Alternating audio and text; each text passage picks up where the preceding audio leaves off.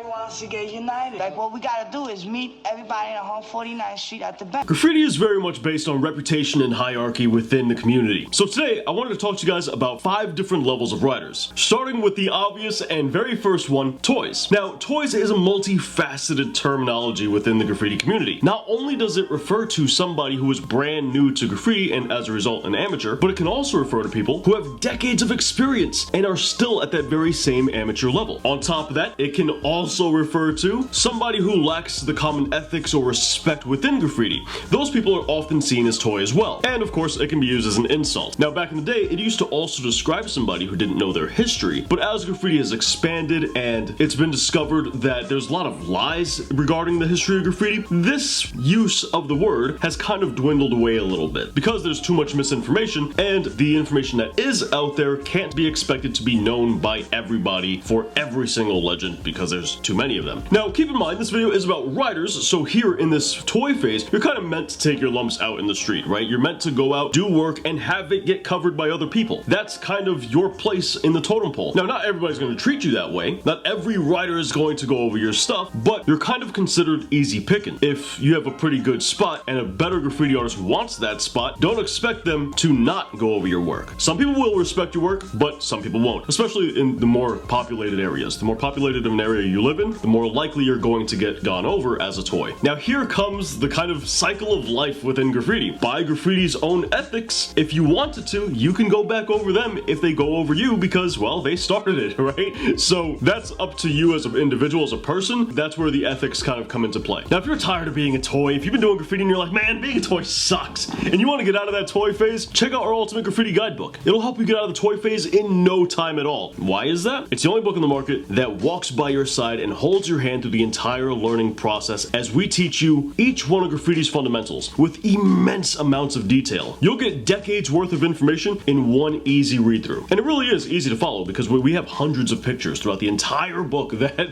really explain every single lesson. And what's best is it also is amazing for experienced writers, those of you guys who've been doing it for 20, 30, 40, 50 years. And that's because, once again, we have an incredible amount of detail about topics that have never been talked about in the graffiti community before. Topics that we here at the Artist Block established that simply didn't exist before I established them and taught them. So check out digital copies at theartistblock.inc with physical copies over on Amazon. You'll find a link to both of those in the description down below. Next up, we have the intermediate graffiti artist. At this point, you've started to get a little bit of skill. You kind of understand what you're doing. There's still a lot of progress to be made, and you still haven't really fully established your style. I would even venture to say that you still don't even have a style at this point. At this point, it's really common for just about every single intermediate graffiti artist to have copied something and become better at copying better things, making them, in turn, look better. Despite the fact that, regarding their progression as far as information is concerned, they don't really have all that much knowledge. They more so have gained a reasonable amount of intuition, and this intuition is more so what they rely on for their work. Now, because when we're talking about getting up, all you're seeing is hand styles, throwies, and the occasional piece, that intuition might look pretty impressive. Their work may come across as a little bit more experienced than what they actually are. And that's a result, once again, of the fact that they are copying better people. It's also at this point that they probably don't get gone over as much by more experienced writers, assuming that they haven't started any of their own beefs. They're getting up consistently, and once again, their work looks pretty solid. Now, this is the part where just about everybody's gonna hear that and go, oh, I'm not a biter. No, not me. But if you've followed the advice of take different elements that you like from different people and mash them together, then this 100% applies to you. And this is where we move on to the next level of writer. These come in 2 big forms. You either get the pro that has found their actual style, the pro that has found what they uniquely bring to graffiti, and they begin establishing that. These guys' work looks incredible. It's super refined, and sometimes pretty unorthodox as well, because once again, they found something that's unique to them, and they could take that style to a masterful degree. And better yet, these guys get to this point in no time at all. 3 to 5 years if they actually took time to practice their tags, then their throwies, so on and so forth. But then you have the other kind of pro that produces equally as awesome work. But these guys got here from a different way. They got here by once again taking different elements of different people that they like and mashing it together in order to Frankenstein something that isn't really their own style. It's not something that they uniquely bring to graffiti, rather a homogenized amalgamation of these different graffiti styles that, don't get me wrong, could look amazing and could look beautiful. There's no doubt about that. No taking that away from them, but they don't really have any understanding of their style. They don't really have any understanding of the fundamentals. They more so work off of intuition about those topics artist, and this makes them struggle to progress from that point. This makes it almost impossible for them to get a second style, and to do so, they're forced to copy. But for the purposes of graffiti and getting up, this more than suffices, and their work is able to get up on walls and look amazing regardless of that fact, and nobody would ever know the difference. What's wild is for these guys, it took them decades to get to this point. It took them longer to get here than it takes a doctor to finish medical school. Next up, we have kings. Kings in graffiti is a really simple title. It's pretty straightforward as well. A king is somebody who gets up and undisputedly runs a specific area for a prolonged period of time. Each one of those things is very important. Look, if you only had to go ahead and get up across the town or across the city and get your name everywhere, and you only had to do that for one night, you really wouldn't be much of a king if all your stuff got gone over like a week from then, or 2 days from then. This is why it's important that you hold an area down for a prolonged period of time. Your reign on this area needs to be indisputable within the community, and only then, when your control over the space is indisputable, do you get the title of king. Now, that's one way to become a king. Another way to become a king is to do all those same things and have the crown passed down to you by another king. Now, this whole entire tradition behind that title has changed a little bit with social media, just because nowadays it's very common for newer graffiti artists to just call anybody who's better than them in their area a king. You see it all the time. And it's also really common for them to call themselves king for hitting like the smallest area. This all also comes with a caveat, and that caveat being is you have to live in a pretty heavily graffiti populated area where there's a lot of other writers that would contest that title. Because if there's no one else writing, then you're either A, the king of nothing, or B,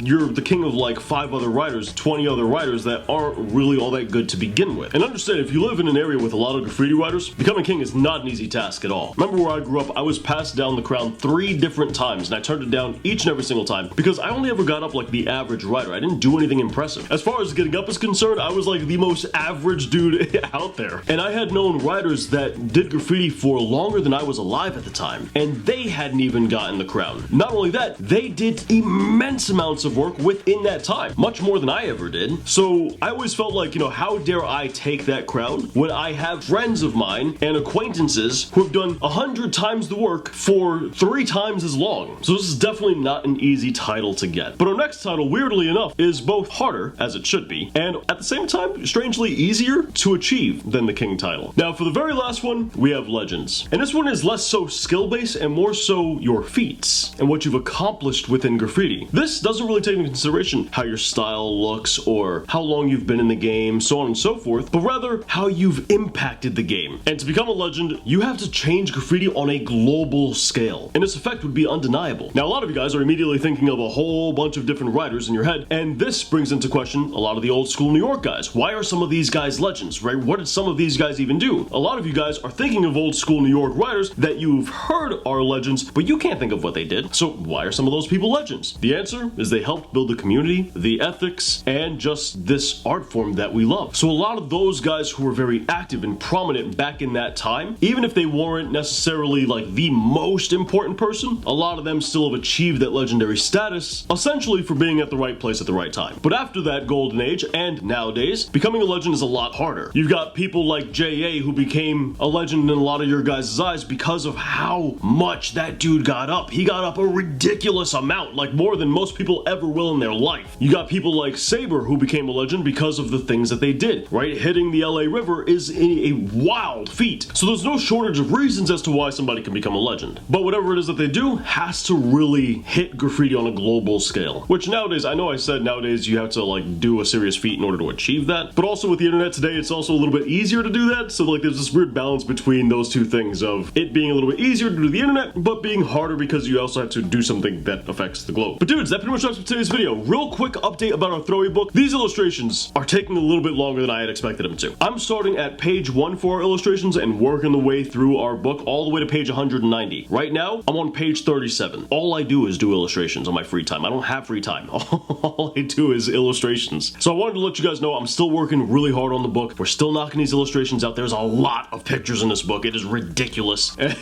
I'm hating the fact that it's crazy how many pictures are in this book, and I'm really feeling it now that I gotta draw these illustrations. We got Josh Graff in the book. You know, he's helping out a lot. He sent me a bunch of stuff over, a lot of files over, and it's making the illustrations go by a lot quicker. We also got some other people in the book as well, but so far Josh's work is the only stuff that I have currently. Wanted to let you guys know, want to give you guys a bit of an update. We're still working hard on this book, and I want to thank any of you guys who pre-ordered the book already. All of those funds are going towards making the book, but my apologies that it's taking a little bit longer than expected. That wraps up today's video. Let me know what you guys think in the comments down below. And for the sake of the book, we're gonna take a break from the tutorials for a little bit and do some other videos that are a little bit easier to edit. That way I have more time for illustration. Talking about illustrations, you want the best how to do graffiti book anywhere online? Check out our Ultimate Graffiti Guidebook in the description down below, with digital copies over at theartistblock.inc and physical copies over on Amazon. Once again, I got a link to both of those down below for you. And if you want the best how to do graffiti tutorials anywhere online, we got playlists right up here with more graffiti content right down here. And I'll catch you guys back here next week. Thanks for watching.